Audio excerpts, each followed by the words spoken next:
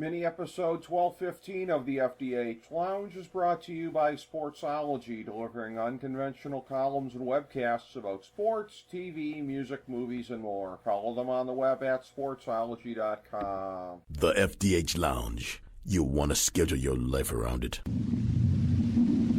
A long time ago, on a gloomy, wet Cleveland spring night, two men stand alone amidst the late-night drizzle. Their voices echo across the vacant station parking lot as they debate the merits of the great American radio show that have been missing for far too long. On that night, an idea was born.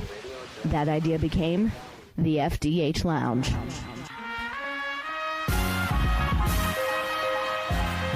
Welcome to the FDH Lounge. The one thing I want to ask you about, and you were very high on some of the signings made thus far. The one thing, and again, I don't want to be a smart mark here, pinching pennies in certain areas or whatever, the very generous contract given to Austin Hooper, who, certainly in this offense, as you pointed out, could play up to that point in time there. I look at somebody that they had on a bargain deal. Well, Hooper is not the best, he's now the highest paid tight end. He is not the best tight end in the game. Right. He's probably the seventh best tight end in the game. I would agree with that. Right place, right time, though. Right, but that's what happens when you have to go through free agency to get quality, right? I mean, you overpay. We all know it, and that's not that's not just the Browns. That's everybody. Okay. I do think that Hooper's skill set fits what Stefanski wants to do. There might be other tight ends that would be even better, but I think what was available, that they looked out on the landscape in terms of free agency and the draft and said, Hooper is the best option at what we want to do. Okay. So let's go out and get him. Well, I think that's the approach that they're taking is like, okay, we need to fix the spot, and who's our best option for what we want to do. And he fit that, so they went out and got him. And I mean, and kudos to them for doing it. Is Hooper the best tight end in the league? No. Browns fans shouldn't think that. No. Is he a fit for what they want to do? Yes. Is he going to have a good year in this offense? Yes. Well, one of the things here, one of the great recurring motifs in the history of the show, almost such that people take a shot every time this happens, is when you tell me that I'm overthinking something. And you may do that again here, so get ready to pour out your whiskey glasses here, folks, in case this is the case. But I'm looking at it like a tight end who went to Kansas City on the cheap. And again, if Kansas City wants you for their offense, what does that say about what they think you can do? Actually came right from Cleveland, Ricky Seals-Jones. One of the few things that really tickled me last year was there are a few people that I've seen better than, when you're on an offense that is loaded with skill talent, albeit underachieving skill talent aside from Nick Chubb, the ability to just tiptoe out there, get wide open, and make plays, he did that on a number of different occasions where it would just be like, nobody's focused on him, he gets open, boom, nice play down the field. Like, that's a guy that they just let walk. Am I overthinking it here for thinking that maybe that should have been an option at tight end? Well, I actually would have been in favor of keeping him. Mm-hmm. But we also don't know if he wanted to stay. That's true. No, they've gone and they've signed Hooper. They've still got Njoku. They haven't moved off of yet. They might give Njoku. Njoku's a guy that may get another chance. Right. In his last year of his contract. Hopefully. And my guess is, unless you get something, my advice would be to this regime is, unless you get something really worthwhile for David Njoku, you should just keep him around for another year. Yes. There's no reason. If anything, just for the comp picks next, in the following season, when he leaves. So there's just no reason to move him out, I think, at this point. I would agree. Hooper is not a great blocking tight end, and neither is Njoku, so you're still going to have to address that. Right. So my guess is that Seals-Jones was more of a, if we're going to keep Njoku and we've signed Hooper, there's probably not a real space for him. They might have even kind of liked him. And Seals-Jones might have just said, you know what, there's no real place for me. That's possible. So there was just sort of an acceptance of, well, we've got Hooper, we've got Njoku. You might be our fourth, because we're going to need the blocking tight end. You may be our fourth option now. And sometimes it just works out that way. Unless you're basically going to say, well, Seals Jones, you're going to become our Hooper, and you're prepared to commit to that. That's what I'm asking. That's what I'm asking. Am I overthinking it by asking if that should have been an option? I think it's the option that comes about if you can't get Hooper. Okay.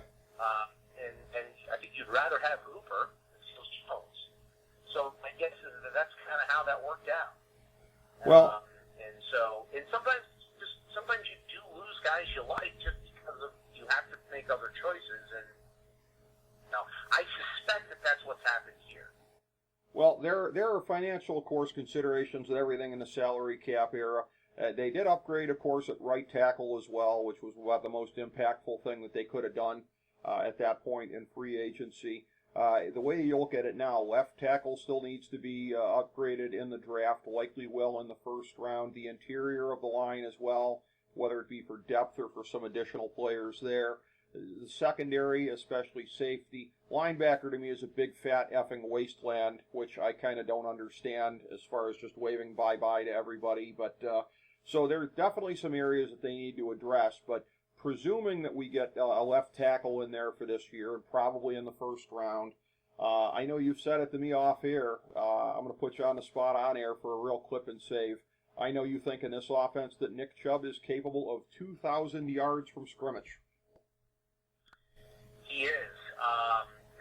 This zone blocking scheme fits his run style perfectly. I mean, again, back to having a staff and personnel aligning in terms of scheme and personnel, I think is something that they're doing very well. And Stefanski's the run game and the 12-man personnel and the zone blocking scheme is going to fit Nick Chubb like a glove. It's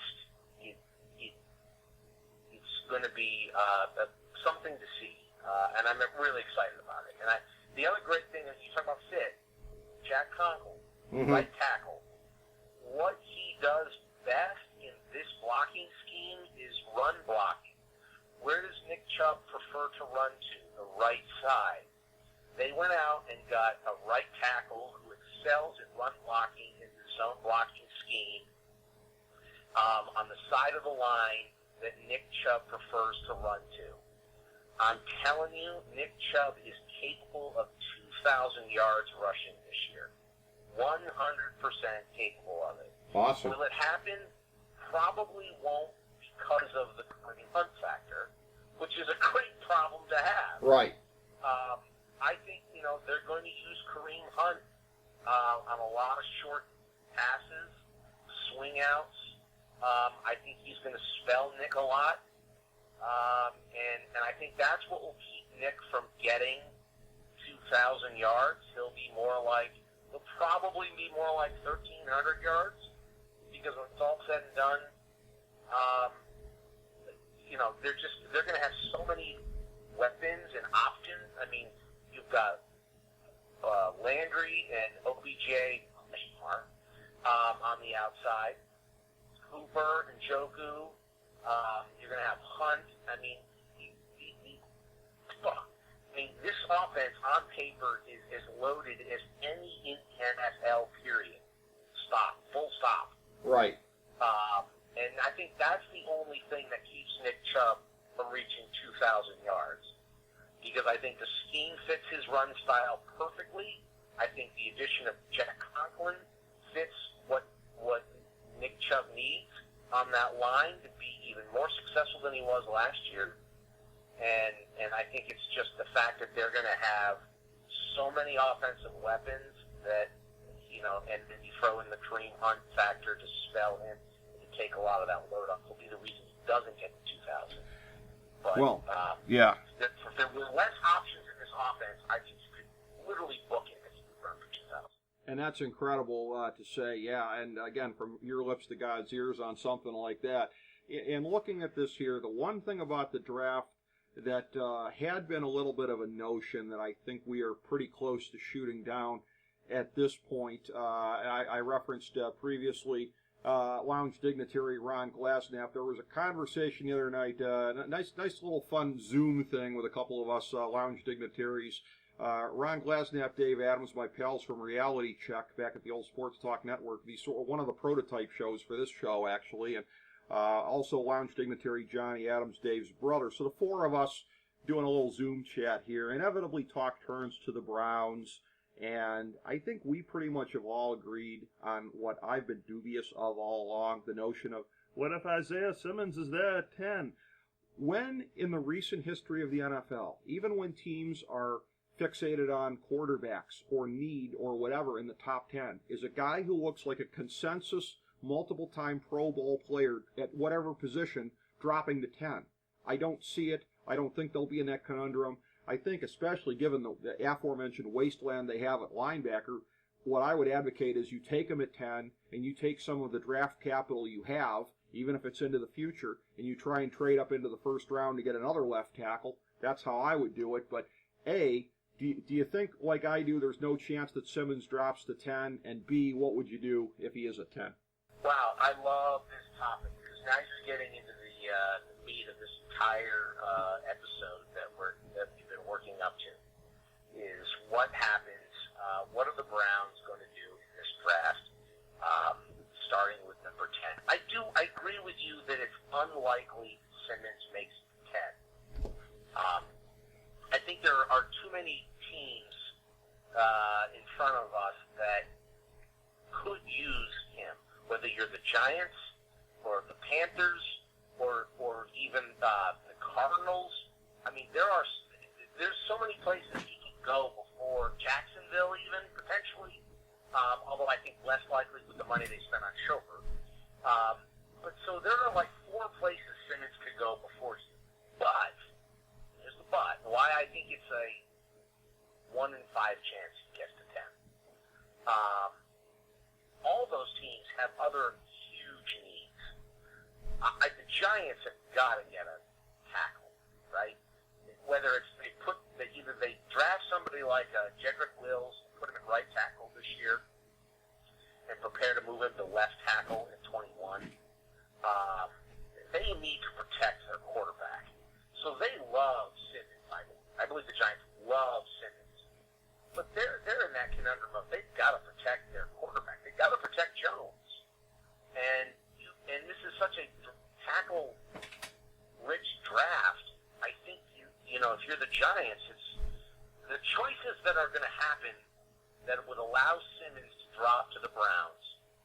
You could see scenarios play out where these teams have to pick the bigger need with that first pick, which would then drop into the Browns. And if he drops to the Browns, I think they take him. And I say that because if he drops to them, that means that probably the guys that they were targeting at tackle at that 10 spot are gone. Right.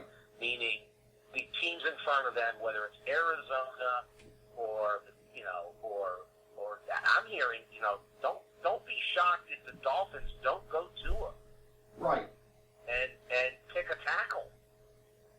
So what happens if that's all gone? If Simmons gets to the Browns, it means, to your point, that the tackle we want is almost assuredly gone. Right. I think if that happens, you take Simmons, and you take him because he's going to fit what Joe Woods wants to do, which is a 4-3 base, but 70% of the time there's only 2 linebackers on the field. Mm-hmm. And Simmons is a guy that when you run your 4-3, he can play linebacker. And then when you bring in an extra safety, which he likes to do, potentially 3 safeties, Simmons transitions right into that safety spot. Well, Simmons can cover the slot. yes. A guy that can run a 4.39 it can be used like a Swiss Army knife.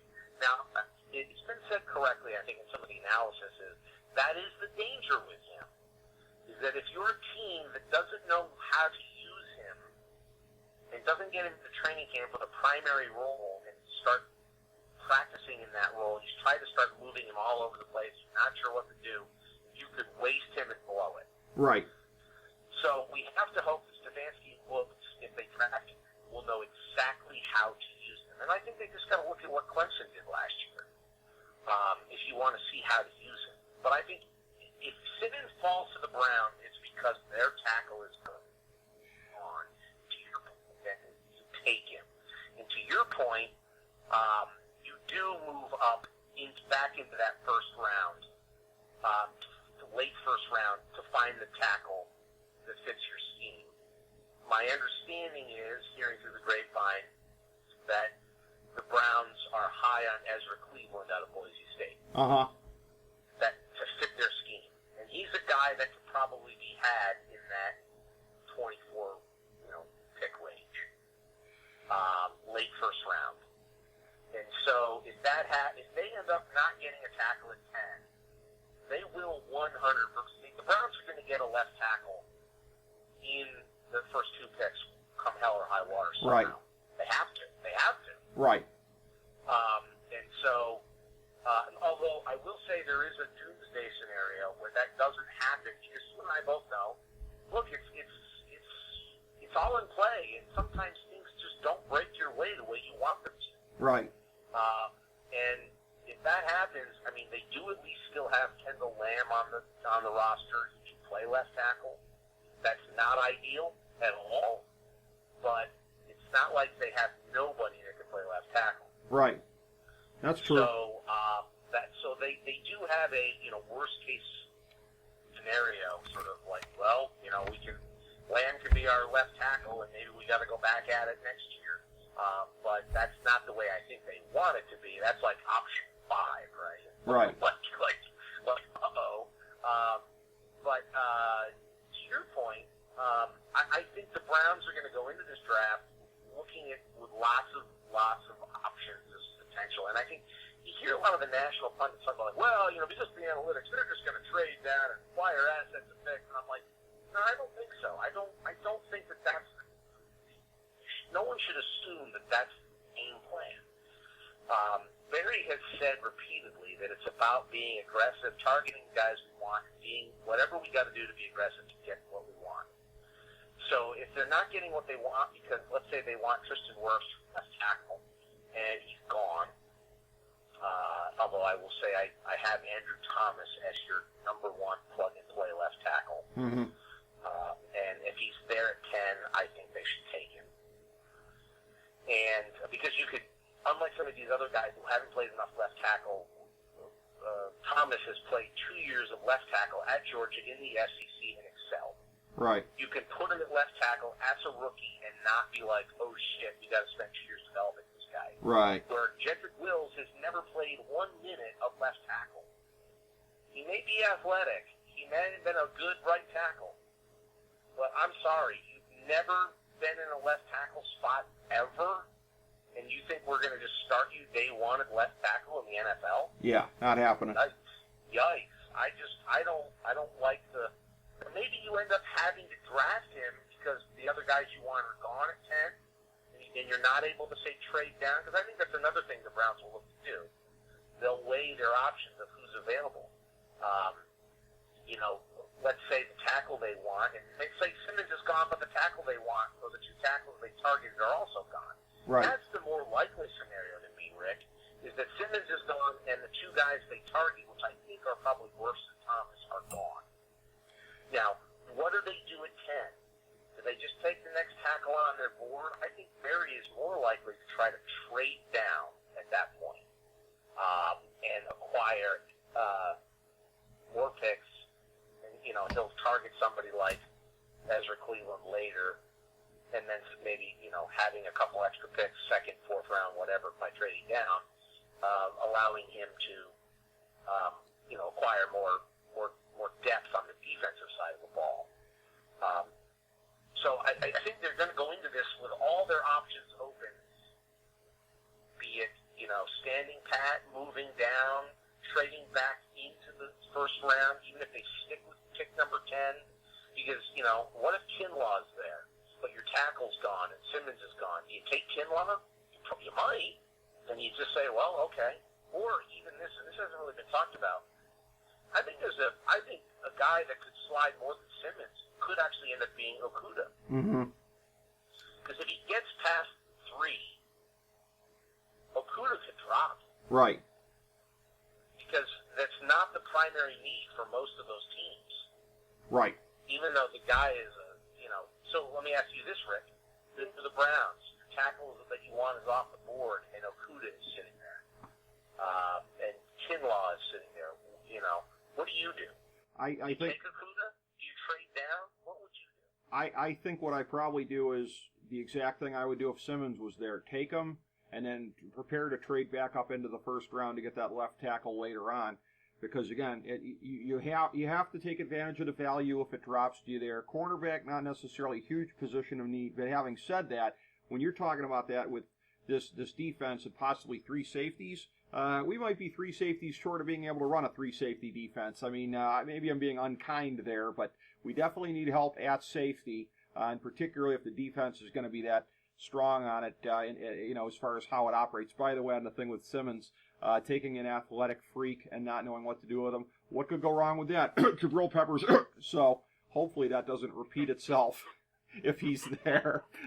But I think you take somebody in one of those spots, and if it is somebody, because again, Okuda shouldn't go outside of the top 5 at this point. That's what caliber talent he is. I don't think he makes it past Detroit, but again, if he does, for anybody that slides, and again, if you have teams who are really valuing somebody's quarterbacks, that's what you could possibly see. Having said that, there's not necessarily a ton of teams that need quarterbacks, but for the ones that do, it's looking like this draft class, especially post-combine, is looking to be better in terms of quarterback depth than people had perhaps thought. So, yeah, I would take those guys if they are there, because again, and like I said, on the Okuda thing, at the very least, maybe you're moving one of your existing cornerbacks to safety and helping fill some spots there. Well, I think to your point here, I'm with you. My general philosophy on this draft for the Browns would be to draft the best that you can get at 10 and then move back up into the late first round. Right. From 41 to get your tackle. If your tackle's not available at 10. It would be great if you get the tackle you want at 10, and then 41 is there to play with to potentially even move up, the top of the second to maybe get, the safety that you covet, yeah, or maybe the linebacker you covet. That would be the better scenario. But I'm with you. If you don't get the tackle you want at 10, you have to be prepared to take. Even if it's a guy like Okuda, and you think, well, that's not really a need. Well, let me tell you, having stud cornerbacks in a man-to-man cover defense you can never, that's not going to hurt you ever in a pass-happy league. So, okay, maybe that's not the ideal, but my God, you're getting an excellent player. You're getting a top 5 player. Yes. So you throw that card in immediately and then go into your scenarios of, okay, how do we address the tackle position? My hope is that Wirfs or Thomas is there at 10, and they're able to get one of those guys. And I say Wirfs because his athleticism fits the scheme, the blocking scheme. Yes. And I think that from that standpoint, he's a fit, and I think Thomas is a fit because he's blocked in a similar scheme in college. 2 years starting and excelling in the SEC is about as good a preparation as you can have for plug and play in the NFL, which is why I favor those guys. Becton, I worry about. Honestly, my concern with Becton is how he works with Baker. Mm-hmm. I worry that Becton is too much of a mountain of a man that becomes a problem for Baker in terms of seeing the field. Yeah. In terms of, and not only seeing the field, but also not recognizing pressure that if somebody beats Becton, because Becton's so large that, and this sounds so strange, he's so large that he hides that the defender has beaten him until Baker doesn't realize it. Does that make any sense? Yes. Yes. That big for a short quarterback, and I would shy away from that. Plus, I also worry about guys that are already that large and their weight going forward. Like, his weight is just always going to be this concern. So to me, it's Thomas and Wirfs. They're kind of interchangeable to me for different reasons. Right. I'm fine with either one, and then you go down and you drop in that second round and you try to address your safety and your linebacker positions there. I tell you what, in terms of linebackers, guys that could be there in the second round, and I will say this, I don't think there are any first round safeties. Looking at all these safeties, they all have holes, right? Some people have talked about Xavier McKinney. Well, that's great, except for the guy can't cover anything. Right. Like, I wouldn't want that guy as a safety. Right. Browns fans are obsessed with Winfield Jr., but I think that's just because his dad played at Ohio State. Right. He's a good safety, but man, is he small. He makes some great ball hawk moves, but then he gets burned a lot. Right. Like, so he is not one of my guys that I'd be like, boy, let's grab him. I like Ashton Davis out of Cal. I think he could be a really good fit at free safety. Right. For us. So I think that, don't be surprised if safety is the spot we go to. Let's assume we stay at 41. We may go at linebacker. And there's guys like Akeem Davis-Gaither at Appalachian State, Zach Vaughn from Wisconsin, if he's still there, which I don't think he will be. He feels to me like a Steelers type of draft pick. Yes. But not that they'll pick him where they're drafting, but you've got guys like Malik Harrison, who's serviceable, Logan Wilson out of Wyoming, who's just like a tackling machine, and a guy that, again, this is where this new regime, we don't know how we think they value character, so he may be off the board, but Willie Gay Jr. out of Mississippi State is, I think, the closest thing to Isaiah Simmons that we're going to find in this, and could be available at 41. Right. And if they grab Willie Gay Jr., and my hope is that he is, cleaned up his act and he's not a problem, a character problem, and they've vetted him. If they feel comfortable with him, grabbing him at 41, I think would be a steal at safety. Yeah, I think so. I would like to see that because, again, that's the kind of athleticism that you need to inject into this defense, and which is, again, badly in need of it in some areas, and hopefully that they can use this draft to be able to replenish in those areas, as well as getting better on the offensive line, which remains the critical need.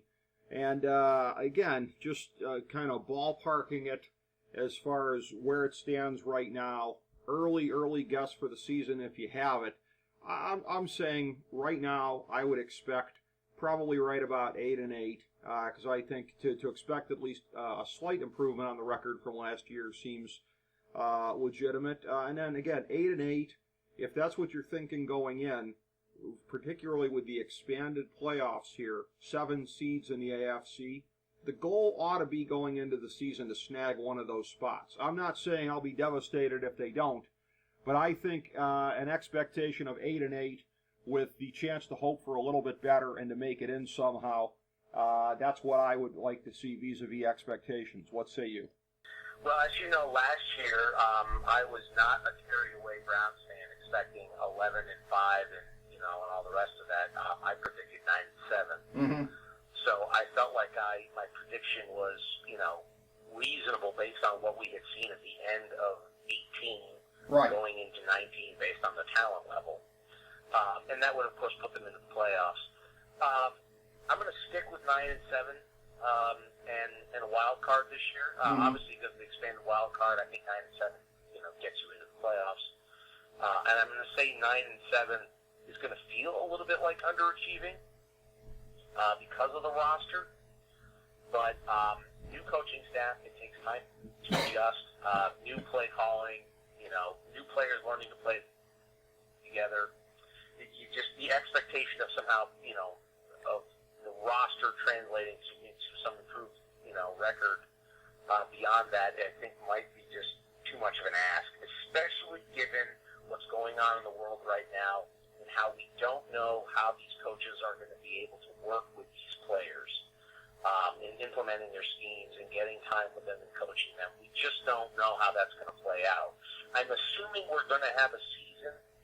I'm assuming the off-season is going to be compressed, so there'll be less time gaps between, rookies and OTAs and all the rest of the stuff. They're going to sort of smash it together a little bit more into training camp. They'll still get the full regimen, but it's going to be more compressed, less time with the playbook. I think that'll affect teams like the Browns earlier in the season.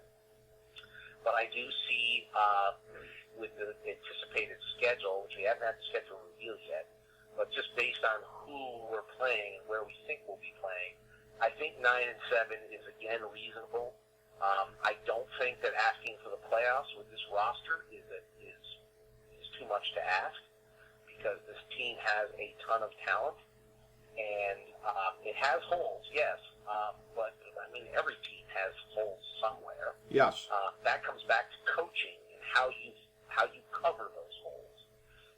Assuming we fill left tackle successfully, this offense is going to be able to put up points. It should be dangerous. It should be able to hang with anybody in the NFL, period. That's right. Period. That's right. So as long as the defense is serviceable in terms of some of these stopgap signings, in terms of Kevin Johnson, Carl Joseph, I like the Claiborne signing, by the way. Mm-hmm. Having some of these, and then drafting for depth in the draft on the defensive side, which I think is what they'll primarily do. I think that the defense should be serviceable, and there's no reason this team cannot achieve 9-7 and into the playoffs under the new format. To me, there's no excuses, despite the challenges of a new staff, a new system, and the crazy off season. I do think that this staff is smart enough. All these teams worried about the draft because, we're going to have to be in our homes on a computer. Now the problem for the Browns, when your GM got a master's degree in computer science from Harvard, right. I actually think for once things are lining up to our very point in the very beginning of this whole conversation. I think that something has turned for the Browns. Even though 2020 may be the worst year for everybody else in the world, I think 2020 is going to prove to be a great year for the Cleveland Browns. Because I think organizationally they are finally where they need to be. And I think the technology thing is a great example. We have a young, dynamic, smart coach that embraces technology. We have an analytics-driven front office. We have a GM that they got a master's degree in computer science. We're not going to have any disadvantages there. So I think look for these guys potentially to feast in the draft in this scenario. I think it all translates to about 9-7, maybe 10-6 if things go your way and these players adapt to the system and the coaching quicker. But 9-7 feels right, and the playoffs feel right for the Browns in 2020. I would agree. I think that is very much possible. And by the way, for the people who want to look back and scoff at predictions from last year, I said 10-6. Well, okay. The Browns lost to a guy named Duck at quarterback. They lost to the third-string quarterback in Denver. I could go down the line here. The games that they kicked away, that they shouldn't have kicked away, boom, they'd have been at 10-6. With any kind of competent coaching, I would have been right. So, well, I think you would have been. They should have beaten Seattle. They should have beaten L.A. Yeah, boom, they should have beaten the Steelers the second time around. Right. They gave away so many games due to incompetent coaching. Yes. That you could easily make the argument. Ricky, you come out to me and I think you're a little gun shy when you're going 8-8. Mm-hmm. I think there's part of you that really wants to say 10-6 because you look at the roster and you say if there was competent coaching, there's no reason they shouldn't be 10-6. Right. But just no reason whatsoever. Well, last year, and I said this, it was the first season I was looking forward to as a Browns fan since 1990, which again, we know what happened then. That was the beginning of basically the end of all things Cleveland Browns. I've always felt 94 was a fluke. I don't have any hope that had the team stayed in town that they would have really done much of anything.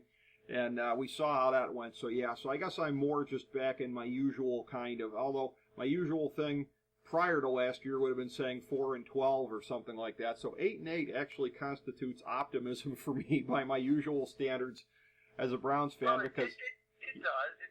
Yeah. But, Because the roster's talented. I agree with you. I'm saying the only reason I'm not saying anything short of 8-8 is because I agree with you about the immense talent in a lot of areas on this roster. It cannot be overlooked. No, it can't be. There's too much talent here. The reality is, for probably the first time since the Browns have returned, probably since 1990, this team is set up to succeed. You have a coach and this coaching staff that have been set up to succeed in terms of talent on the roster, available future cap space, a GM who's willing to go out and do what he's got to do to find talent that fits the system. Kevin Stefanski's being given, frankly, an opportunity that I don't recall, at least since '99, no other coach has been given, in terms of the cupboard not being bare and not having dysfunction. Everything is set up for Kevin Stefanski to succeed. And this is, he's a rookie head coach, and he'll make some mistakes because rookie head coaches always do, no matter how smart they are. But he has certainly been afforded the best opportunity that's been afforded a head coach with this franchise in over 30 years. And so my hope is he takes advantage of it, gets us into the playoffs, and we have something to look forward to. Absolutely, and again, we could use something to look forward to as Browns fans, first and foremost as Browns fans, but also the overall state of the world as we sit here. We'll be getting into that further as we get further into our NFL draft series. I know me, you, and Jason Jones have got to do our usual actual NFL draft preview and review, so we'll have that coming up in the very near future here, so all that to look forward to, but always great breaking it down with you, my man. Thank you so much, Chris Galloway, for being a part of this great conversation here today. Go Browns. Go Browns. Thanks, Chris. Take care, and thank you, everybody, for joining us for this mini episode of the FDH Lounge.